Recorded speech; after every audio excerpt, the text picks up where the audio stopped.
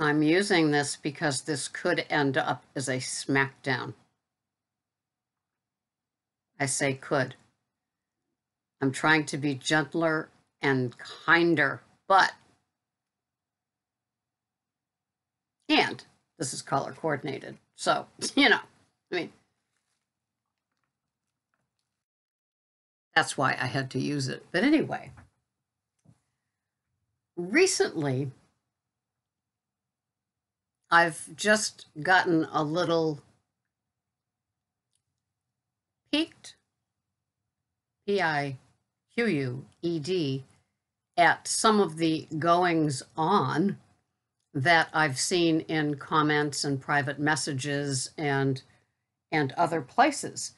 And it prompted me to want to do this video. And it could be deep and thought-provoking. It could be a game changer for you, or it could be, yeah, so what's your problem, Sarah? Well, it's not my problem, but it is my concern, and I do this channel because I want people to optimize their health and their way of living and their lifestyle and their choices, and yes, their weight. So this is the topic to put all of that into like one little line.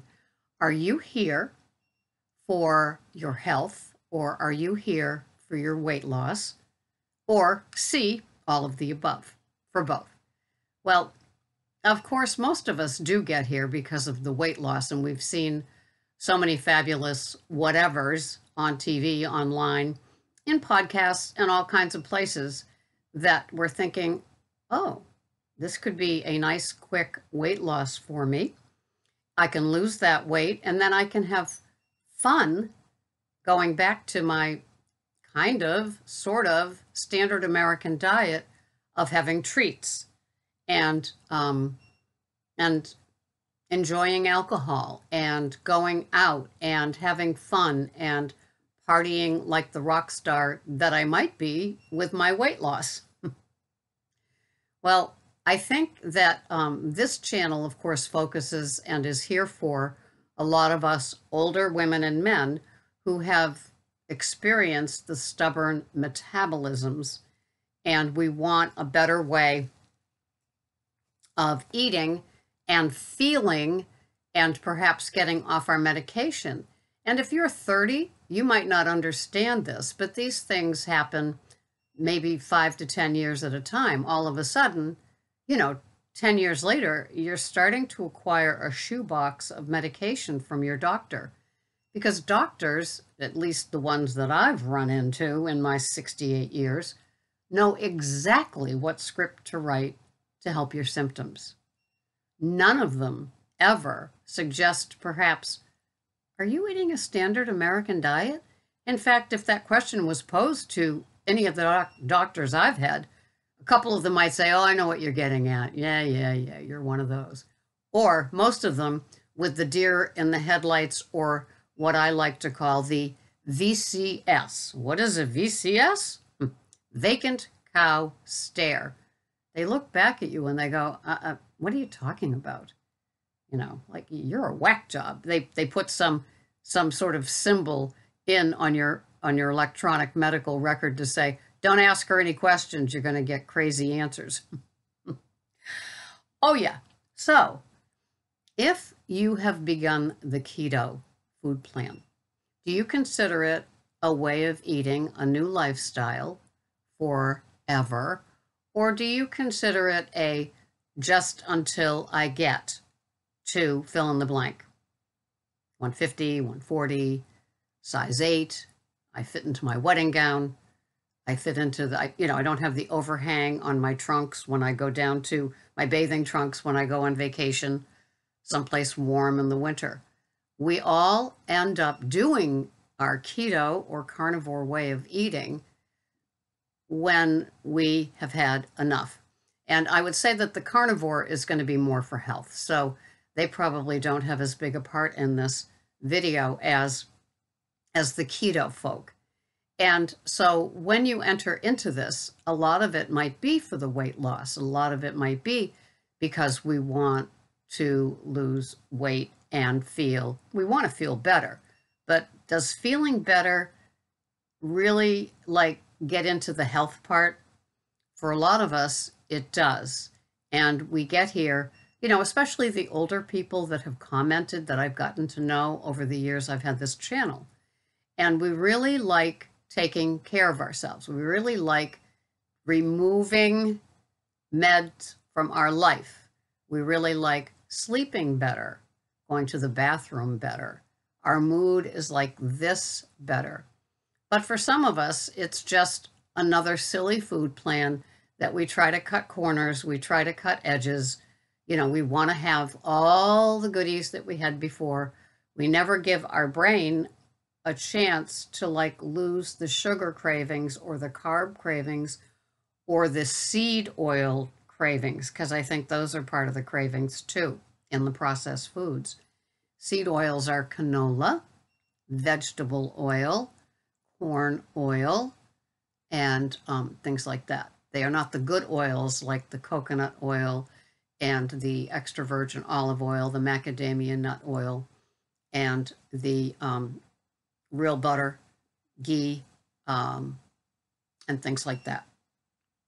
Even bacon fat, tallow, and I know there's another one that I just can't pull up right now. But anyway, so I've seen a lot of people begin to do this, and the minute an event pops up, it's a reason to cheat. And it just doesn't happen to me for me. I'm not looking at a special occasion as a reason to blow it all out of the water. My son is getting married soon, and when I called him and asked him what was being served, I knew that I was having my keto pizza at 2 p.m. The wedding's at 4, which means that from 4 to 6 is that cocktail hour, cocktail hours, and I don't drink as well. So, and I'm not waiting to eat until 6:30. I'm already like past my, point. I'm hungry from like 2 to 3:30. So Greg and I decided to have the keto pizza because it's a Saturday at 2. And when we get to the wedding, he'll probably have more because he can. And I will just breeze through it. Plus, I won't be staining and dribbling things on my new cashmere sweater and my pale yellow pleated little skirt. Vanity, you know what I'm saying? So, when you buy something and it's a great deal, and I got the whole outfit at Macy's Backstage from the shoes to the cashmere sweater, when it costs more to dry clean what you've bought as the price, yeah. So I'm not looking for a way to get away with. I'm not looking for a way to cheat. I'm not thinking I deserve to have wedding cake that day. It would never be to my liking. And there is no time that I'm going to deserve it. Thinking about it and talking about it right now is even triggering me a little. So I asked what they were having at the wedding for the foods, and they're having typical pub fare. They met at the little pub/bar that they both work at. And so that place is affording them all the use of their kitchen to prepare the things and getting all the foods that they want at their cost. So it's kind of cool for them. But it's going to be sliders and wings and mozzarella sticks and, things like that. Things that I never ate a slider in my life. So, and the wings, you know that they're not going to be, cooked. I'm not craving wings ever, even though they're keto/carnivore friendly. But I'm not looking for a way to get away with things. It's not a treat time for me. It's not a time for me to open my gullet and just start ingesting everything any more than I would think of drinking, being a recovering alcoholic. And I'm told that, I know from experience of having been married to my son's father that, there is a lot of the disease of alcoholism there, and it will be there. And I've been around them for weddings and funeral receptions where I've seen it. So I'm aware of it. And that particular husband died of alcoholism. So I'm not looking to drink or overeat. And my whole way of eating, the keto slash carnivish way of eating, is never including the treats. The treats to me now is having like ghee and having heavy whipping cream in my coffee. That's like a real special savory treat.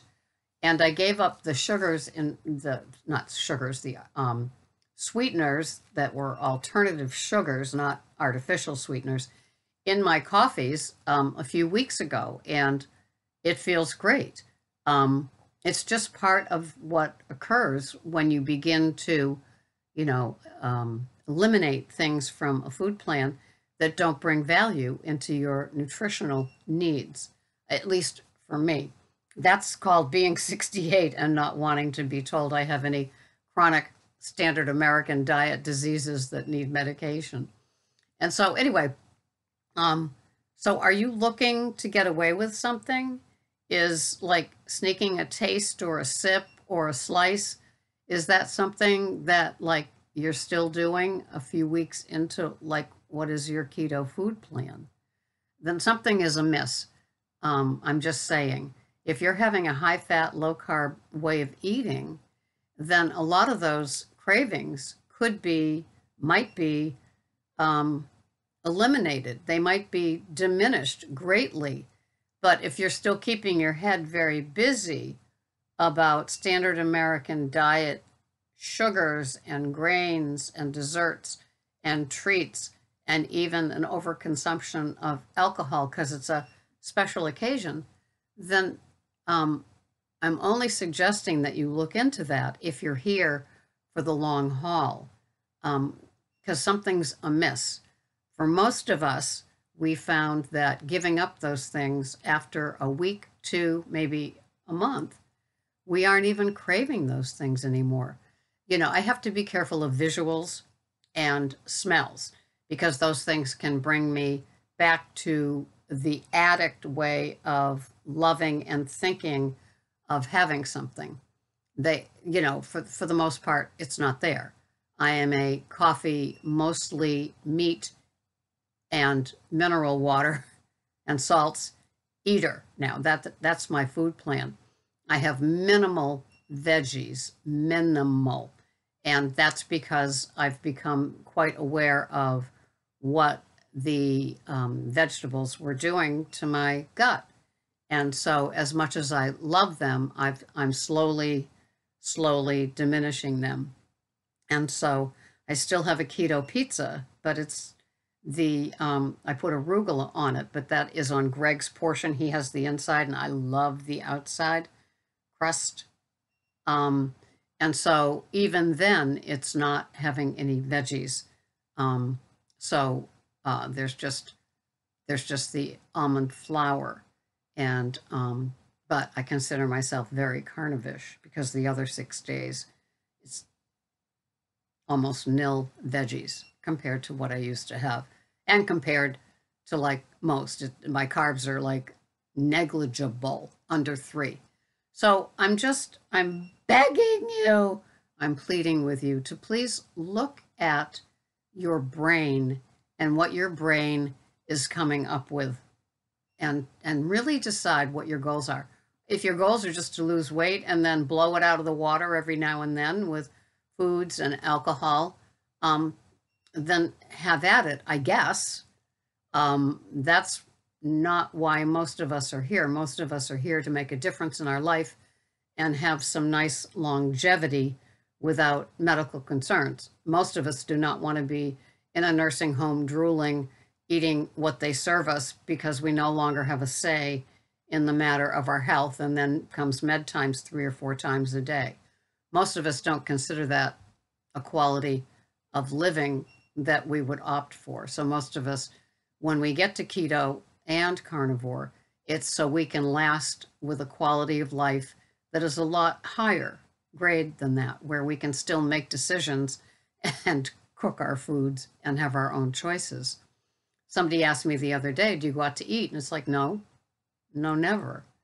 I guess I've just gotten used to my way of eating, my way of cooking, and my OMAD with my 23 hours of no foods, but I do have 2 coffees with heavy whipping cream and a little bit of ghee in them.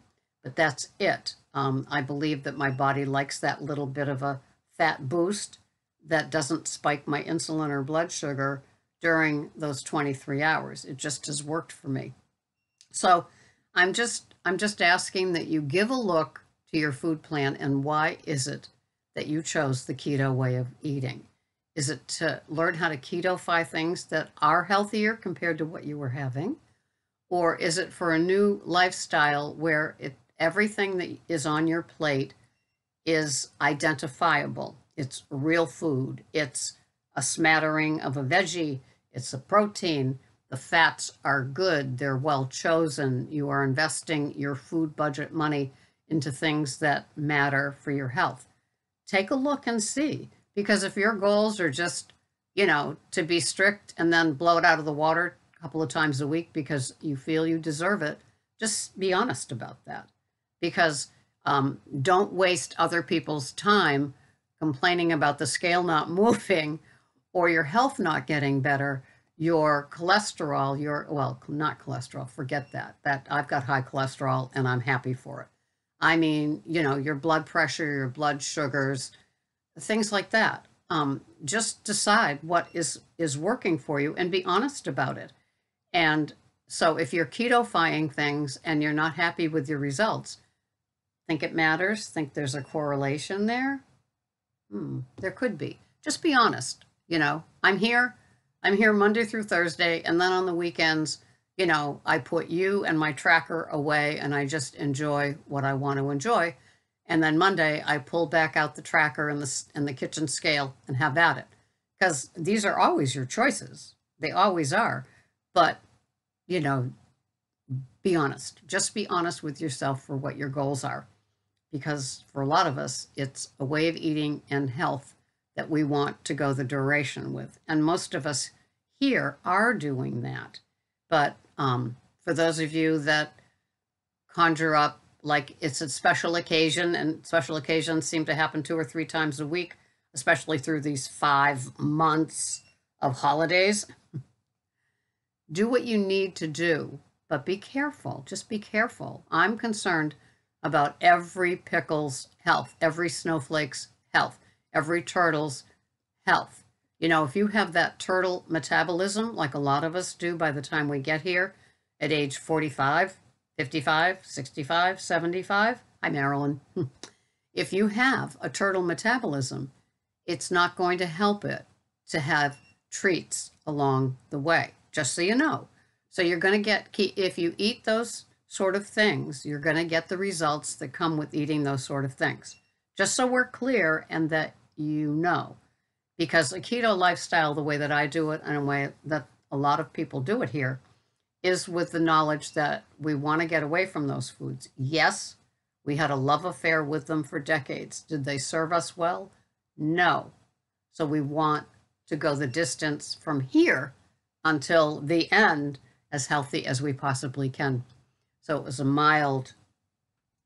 was just a mild, color-coordinated smackdown. It was a very gentle smackdown because ultimately, all of these things that I talked about here today are your decision.